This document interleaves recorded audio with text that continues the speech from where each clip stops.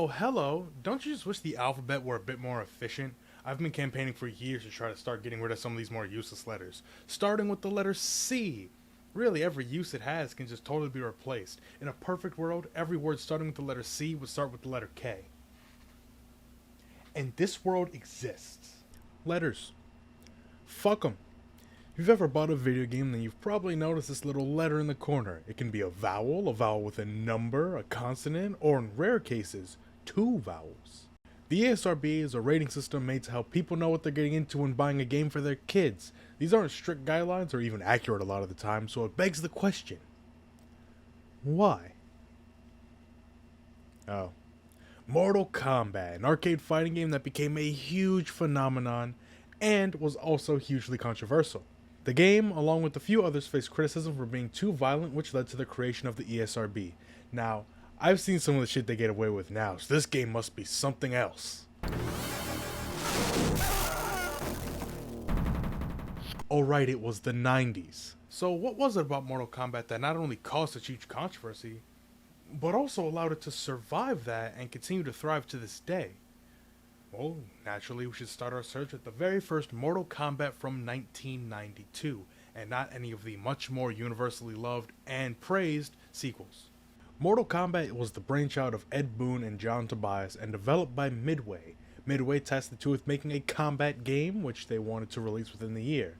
Ed and John assumed they wanted the game to compete with the popular Street Fighter II, and according to Ed Boon, development started with only him, John Tobias, John Vogel, and the sound design by Dan Forden. The team would eventually grow, but it doesn't make it any less impressive that they reportedly made this whole game in just 10 months. The setting of the first game was a martial arts tournament run by Shang Tsung. Not much of the game's story is told in the game, some of it being told by the game when it's left in its idle attraction mode, and some in comics that would come out after the fact. But what we know is that Shang Tsung is running the Mortal Kombat tournament every 50 years. The tournament was made to give Earthrealm a fighting chance to defend itself from Outworld, as if Outworld straight up invaded, then they would win easily. So the Elder Gods decreed that if Outworld beats Earthrealm's fighters in 10 consecutive Mortal Kombat tournaments, then the Outworld Emperor can invade. Thus brings us to the characters. What's a fighting game without a good roster? This looks sad. Only 7 fighters, but it was made cooler by the fact that they were digitized sprites of real actors. It gives the game its own overall unique style, and it's pretty impressive. The roster includes Johnny Cage, Kano, Raiden, Liu Kang, Scorpion, Sub-Zero, and Sonya Blade. Now the astute of you will notice that Sub-Zero and Scorpion are just color swaps of each other, which is actually just meant to distract you from the fact that they share an actor with Johnny Cage. For a first entry, this isn't a bad selection of characters. They all share the same base moveset, high and low punches and kicks, uppercuts which are super satisfying to land, and sweeps which are bullshit. Each character has 2 or 3 special moves: Scorpion's Spear, Sub-Zero's Ice Ball, Liu Kang's Flying Kick, Johnny's Shadow Kick, Kano's Spin Attack, Sonya's Leg Grab, and Raiden's... But the moves that made Mortal Kombat stand out were the fatalities. Sonya wins. Fatality. When you've beaten your opponent, you're prompted to finish them, and putting in the right combination of buttons leads to a parent's worst nightmare. The finishing moves were at the time some of the most violent and brutal things you could see in a video game. Ripping heads off, hearts out, punching heads off, Jesus, a lot of head trauma. Multiple ways of burning someone's flesh off. Liu Kang's sad excuse for a finishing move: he just hits you. There are special moves more gruesome than this. It is pretty cool when done on the pit. The one stage has its own special fatality where you just simply knock them off the stage into a bed of spikes. Nowadays, these are all very tame. Hell, there isn't even that much blood in the gameplay. But back then, it makes sense why some parents would have been concerned, because they are using digitized actors, which was the closest we've seen to real people getting decapitated before the early internet. And it doesn't help that it felt marketed towards kids. For one, it was in arcades where parents would just give their kids a roll of quarters and say go nuts. And of course, kids went over to machines with ninjas fighting cyborgs and gods. The arcade ladder consists of 6 regular matches, a mirror match, 3 endurance matches. Who the hell do you think you are? You beat the first character just for another to show up, and you still have to win 2 rounds before moving on, just to do the whole thing again. And then when you've finally beaten all 3, you're rewarded with Goro. I've never beaten this game, or any of the arcade Mortal Kombats for that matter. It can just feel cheap at times, like the AI can read your thoughts and it's just trying to get you to put in quarters. but I'm emulating it so I don't have any quarters. I hope to one day, but I've just never had the patience to sit down and do a full arcade ladder. And it probably won't ever happen. I couldn't even beat Crash Bash, although while Mortal Kombat is a war of attrition, this is a war of my patience. If you somehow have enough quarters to get past this, you face off against Shang Tsung himself, who can take the form of any other character and use their special abilities. You kick him in the face and are rewarded with a unique ending for every character. In Scorpion's ending, you learn that he was actually killed by Sub-Zero years ago and came back for revenge. In Sub-Zero's ending, you learn that he was a hired assassin to kill Shang Tsung and was rewarded with a large sum of money, because if there's one franchise I expect correct spelling from, it's this one. Then he retires. In Kano's ending, he takes over the tournament himself, and his Black Dragon organization brings a monopoly to the contest, whatever the hell that means. In Sonya's ending, you learn that her Special Forces unit was taken hostage by Shang Tsung, and her victory not only freed them, but also took down the Black Dragon somehow. Johnny Cage realizes that he's really good at fighting and goes on to make Mortal Kombat the movie and its many sequels, foreshadowing. Liu Kang returns the tournament to its rightful owners at the Shaolin Temple, where the tournament is run with respect. I guess that makes sense as to why his finisher isn't really a killing move, because he respects his opponents?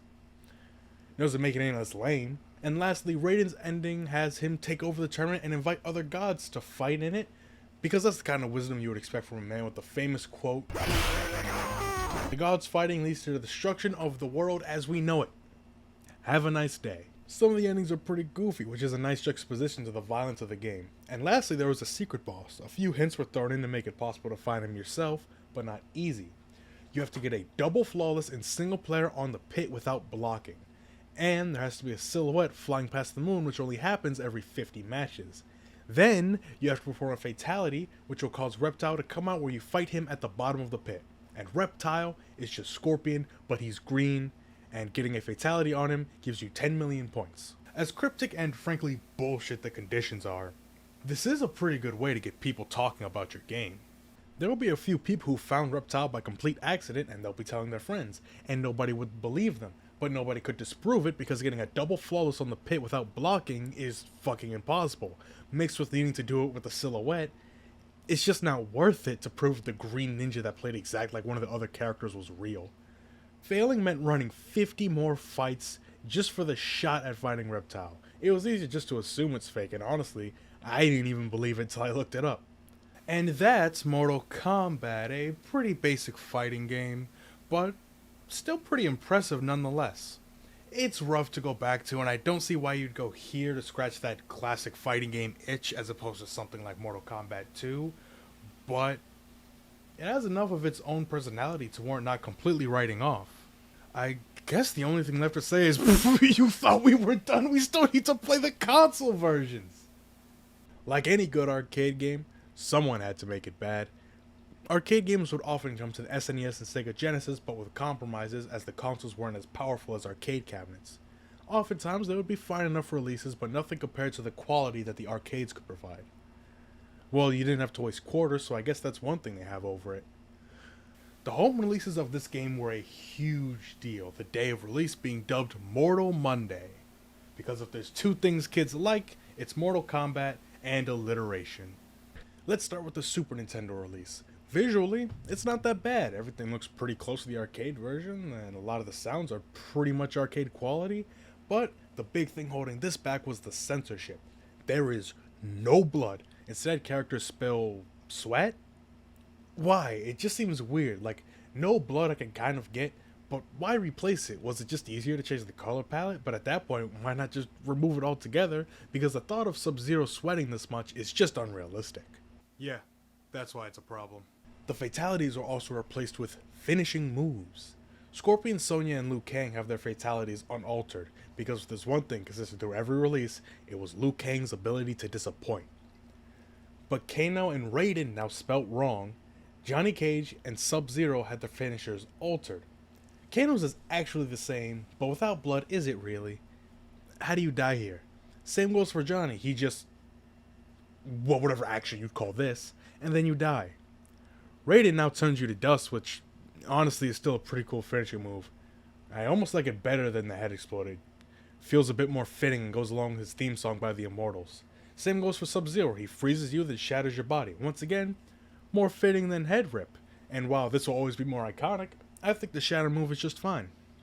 The lack of blood is really the least of this game's problems. In the grand scheme of things, it's not actually really a problem at all.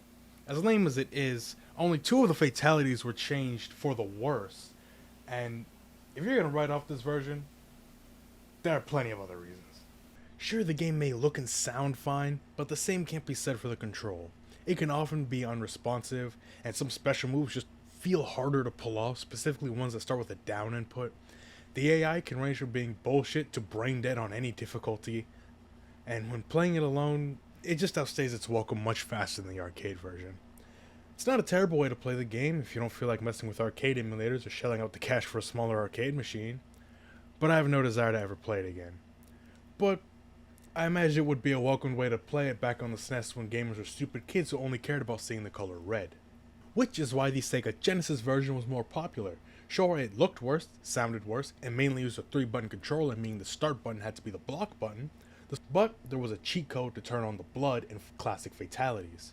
Also, sounding worse is more of a quality thing because the music is actually a lot better. I've always passively noticed the music in fighting games, but this soundtrack is noticeably better than the SNES release. The Genesis controller only using 3 buttons also isn't as big of a problem as it seems at first. Of course, you could get a 6-button controller, but I think 3 buttons works just fine for a version of the game I'm only ever going to play this once and never again. A is punch, pressing forward changes it from low punch to high punch. Moves that would require high punches now just works with any punch input. B and C are high and low kicks, and like I mentioned, start is block. Now, start being blocked should be a bigger problem, but I'm not good at fighting games, and as such, I never block.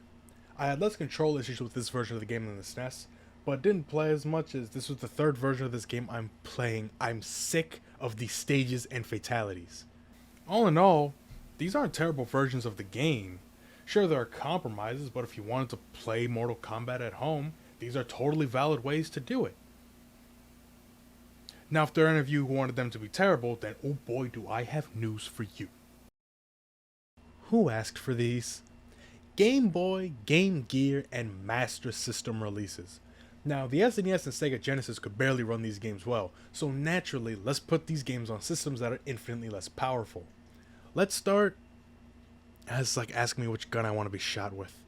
Okay, let's go with Game Boy. It's never done me wrong before. Until now. First of all, a character is missing. No Johnny Cage. If you're going to drop a character, then why not drop one of the ninjas? I know they're iconic, but you're making a Game Boy game with no colors, so why not drop one of the characters that is only identifiable by their colors?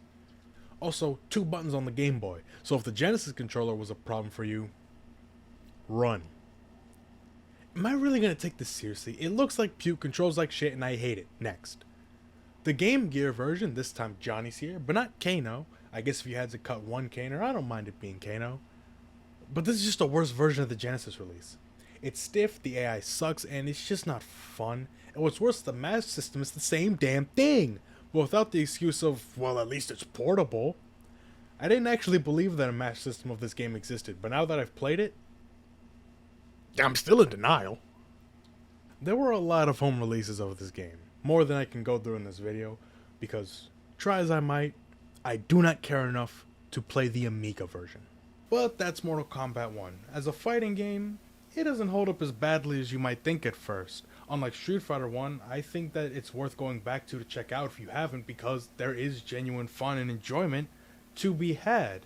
And it's clear why the series is still going strong today. A damn good arcade game, pretty alright console release, and other. Mortal Kombat 1 will always be special. Which is why we need to keep pretending that the Tiger Electronics versions do not exist.